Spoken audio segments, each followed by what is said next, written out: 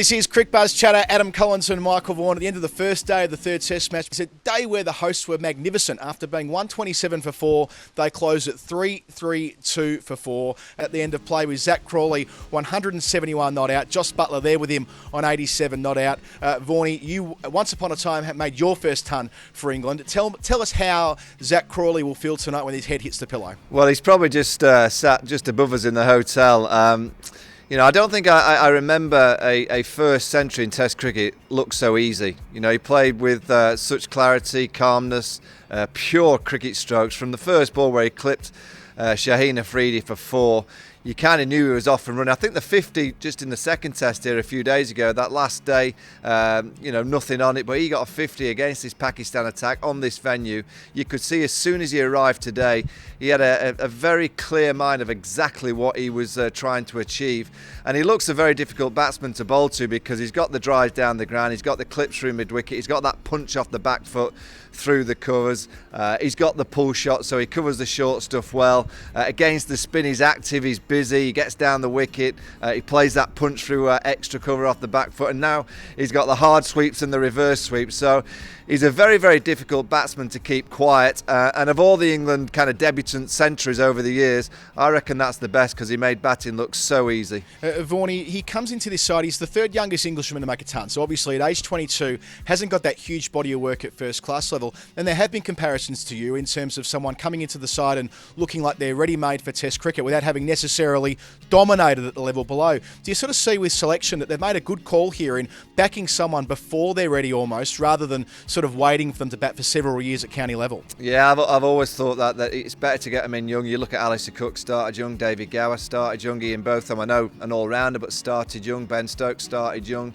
I think Ed Smith and his selection team need a huge amount of credit because they've thrown Zach Crawley into the winter tour just to find out about him. He had a game or two, and then they're reaping the rewards when you see him play like he did today. They've obviously seen something very special in him that potentially over the years could end up being a high-class, very high-scoring Test match player. And the way that he played was one in a way that you kind of looked and went, does he play the short ball, the bouncing ball? So when he comes up against the Australians, we'll be able to cope with that. Yeah, I think he'll be able to do that. Against the seaming ball, we've seen that against Mohammed Abbas. He can play that. And against spin, I guess we haven't seen him against real high-class spin when it's zipping around and spinning past the outside edge. But, he's got a game to be able to cope in all conditions. So England deserve a lot of credit for throwing him in. But it's all about him. It's about him and the way that he took his responsibility and took his opportunity.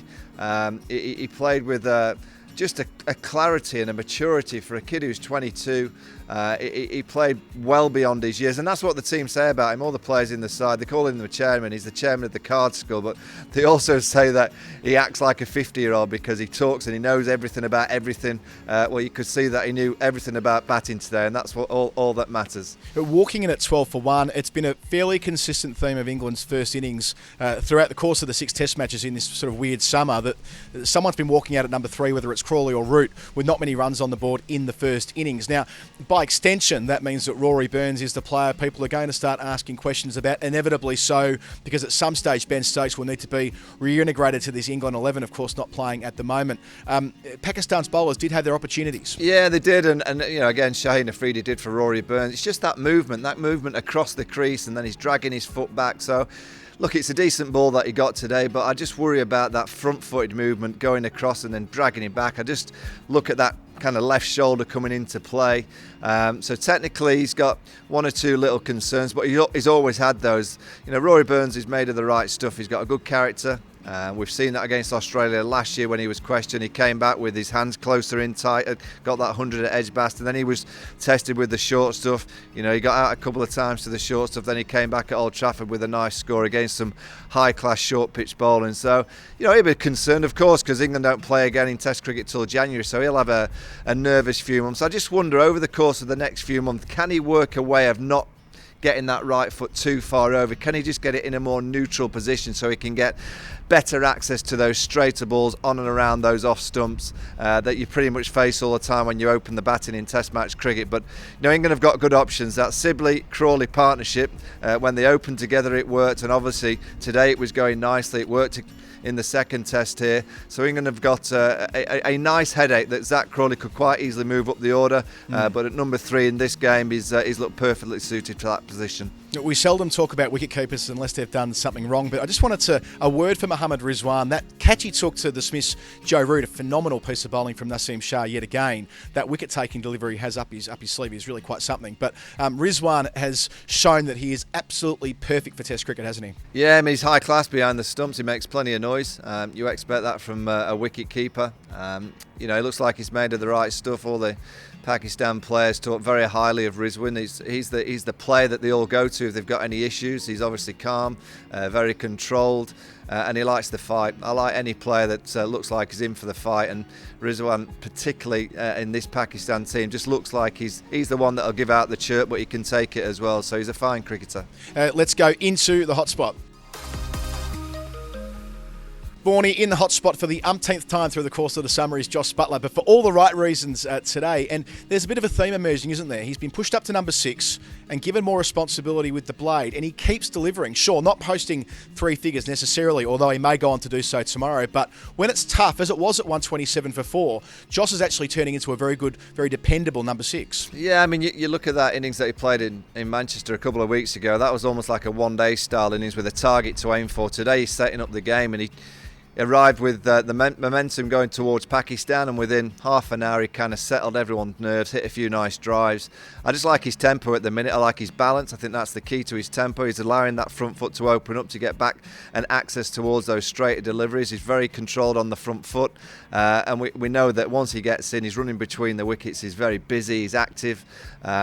He's found his mojo in terms of his tempo at batting at this level, and 13 away from his second Test match century with Zach Crawley at the other end. I thought he played the perfect fall for a younger player who could just bat and play, and Jos Butler could just settle in to his groove very nicely. So this summer's been a really good one for Jos Butler in terms of the batting.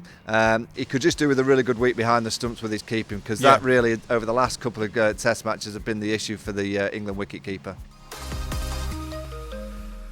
And pressing fast forward, Pakistan, as I mentioned, had him 127 for 4, 2 quick wickets, and then it fell away, not least after the second new ball when runs were seeping everywhere. Talk us through it, Vaughanie, and more to the point, how crucial is it that they showed that resilience that the West Indies had after a bad day? They'd always have a great first hour the next morning. I mean, they've got to find that from somewhere, don't they? Well, they're going to have to dig deep, because that last session, the ball travelled to all parts, and you just looked around the field and the body language from Pakistan was poor. They looked a bit dejected. That second new ball, as you mentioned, it was taken. First over went for 17. There was 3 no balls. Not been a no ball up until that stage.